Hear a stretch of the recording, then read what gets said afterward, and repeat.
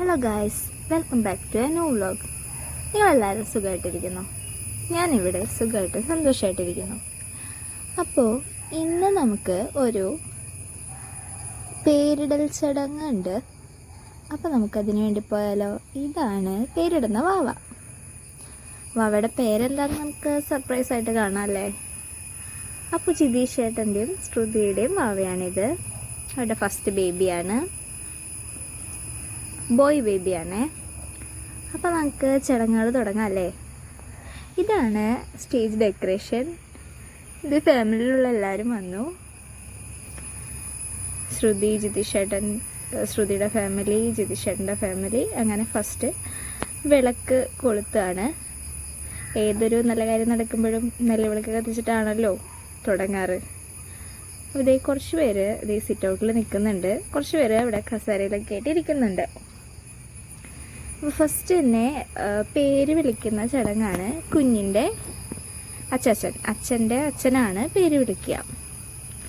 വെറ്റിലൊക്കെ ചെവിയിൽ വെച്ചിട്ട് ഒരു ചെവി പൊത്തിപ്പിടിച്ച് മറ്റേ ചെവി കൂടെയാണ് പേര് വിളിക്കുക. നൂലുകെട്ട് അല്ലെങ്കിൽ ചരടുകെട്ട് എന്ന് പറയുന്ന ഫംഗ്ഷൻ കുഞ്ഞിൻ്റെ 28ാമത്തെ ഡേയിലാണ് നടത്തുക.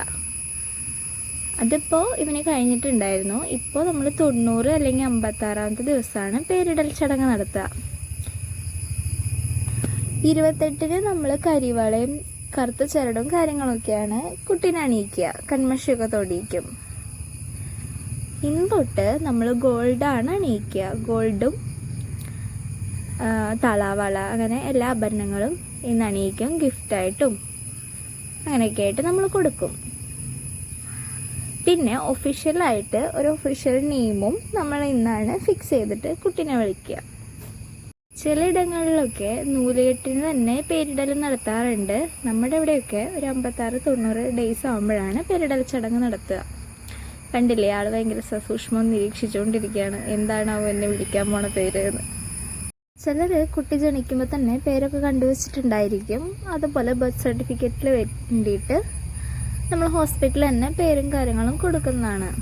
പക്ഷേ ഇതൊരു ചടങ്ങിൻ്റെ ഭാഗമായിട്ട് നമ്മൾ ചെയ്യുന്നതാണ്.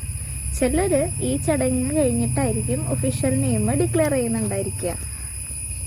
അപ്പം എന്തായാലും ഇന്നാണ് കസിൻസിനും മറ്റുമായിട്ട് പേര് ഡിസ്ക്ലോസ് ചെയ്യുന്ന ദിവസം.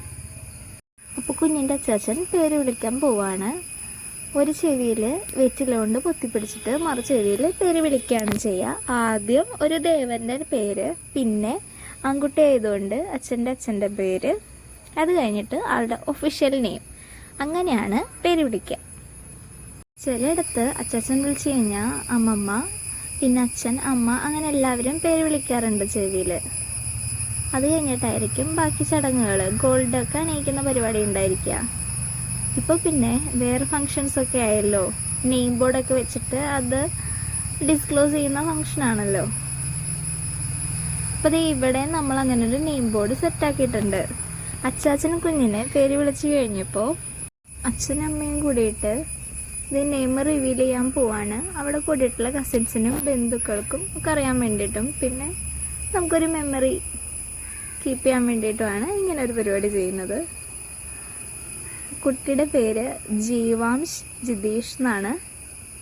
നല്ല പേരല്ലേ. അങ്ങനെ നെയിമൊക്കെ റിവീൽ ചെയ്ത് കഴിഞ്ഞു. ഇനി ആഭരണങ്ങൾ അണിയിക്കുന്ന ചടങ്ങാണ്. അമ്മയുടെ അച്ഛനാണ് ആദ്യമായിട്ട് കുട്ടീനെ അരഞ്ഞാൻ അണിയിക്കുക. പിന്നെ അമ്മയുടെ വീട്ടിൽ നിന്ന് കയ്യിലേക്കും കാലിലേക്കും കഴുത്തിലേക്കും ഒക്കെ ആയിട്ട് ആഭരണങ്ങൾ കൊണ്ടുവന്നിട്ടുണ്ടായിരിക്കും. അത് അണിയിച്ചതിന് ശേഷമാണ് ബാക്കി എല്ലാവരും ആഭരണങ്ങൾ അണിയിക്കുക. ഇതാണ് ശ്രുതിയുടെ പേരൻസ്. അപ്പോൾ അവരങ്ങനെ ആഭരണം അണിയിക്കുകയാണ് കുട്ടീനെ.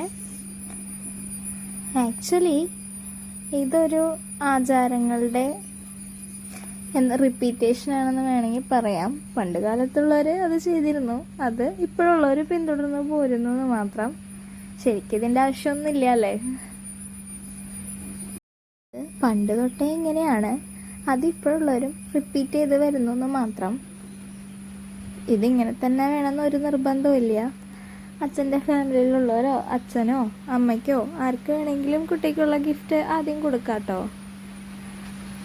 ഇനി ഗിഫ്റ്റായിട്ട് ഗോൾഡ് തന്നെ കൊടുക്കണമെന്ന് ഒരു നിർബന്ധമില്ല. കൊണ്ട് കൊടുക്കുമ്പോൾ അത് ഭാവിയിലേക്കൊരു സേവിങ്സ് ആവാൻ വേണ്ടിയിട്ടാണ് അങ്ങനെ കൊടുത്തു പോന്നിരുന്നത് പണ്ട്. ഇന്നത്തെ കാലത്ത് കൂടുതലും അച്ഛനും അമ്മയും തന്നെയാണ് കുട്ടിക്ക് വേണ്ടിയിട്ട് ഗോൾഡൊക്കെ വാങ്ങിച്ചു വെക്കുക. ഇത് ഒരു ആചാരം പോലെ ഇങ്ങനെ പോകണമെന്നുള്ളൂ. ഇത് ബ്രേക്ക് ചെയ്യുന്നവരും ഉണ്ട്. ഇതിങ്ങനെ തന്നെ പോകണമെന്ന് ഒരു നിർബന്ധവും ഇല്ല. അതിന് ശേഷം ബാക്കി എല്ലാവരും കുട്ടികളുടെ ഗിഫ്റ്റും കാര്യങ്ങളൊക്കെ കൊടുത്തു. ഈ പരിപാടിക്കൊക്കെ ശേഷം അവിടെ ഫുഡ് അറേഞ്ച് ചെയ്തിട്ടുണ്ടായിരുന്നു. ലഞ്ചായിരുന്നു അറേഞ്ച് ചെയ്തിട്ടുണ്ടായിരുന്നത്. അപ്പോൾ എല്ലാവരും ലഞ്ചൊക്കെ കഴിച്ച് പിന്നെ ഞങ്ങൾ ഫ്രണ്ട്സ് എല്ലാവരും കുറച്ച് നേരം വർത്താനൊക്കെ പറഞ്ഞിരുന്ന് പതുക്കെ അവിടെ നിന്ന് പോവുകയാണ്. ഋതു കുറച്ച് വാശി പിടിച്ച് തുടങ്ങിയിട്ടുണ്ട്. ലഞ്ചിൻ്റെ ഡിഷസൊന്നും വീഡിയോ എടുക്കാൻ എനിക്ക് പറ്റിയില്ല. ഈ നെയിമിങ് സെറിമണി വളരെ ഗംഭീരമായിട്ട് തന്നെ അവസാനിച്ചു. വളരെ നല്ല പരിപാടിയായിരുന്നു. മഴ കാര്യങ്ങളൊന്നും വലിയ കാര്യമായിട്ട് ബുദ്ധിമുട്ടിച്ചില്ല. അന്നവിടെ വന്നവരുടെയൊക്കെ മനസ്സും വയറൊക്കെ നിറഞ്ഞിട്ടാണ് എല്ലാവരും അവിടെ നിന്ന് യാത്ര പറഞ്ഞത്. കുറച്ച് വീഡിയോയും കൂടി ഉണ്ട്, നിങ്ങൾക്ക് അത് കണ്ടിട്ട് വായോ ഇപ്പോൾ.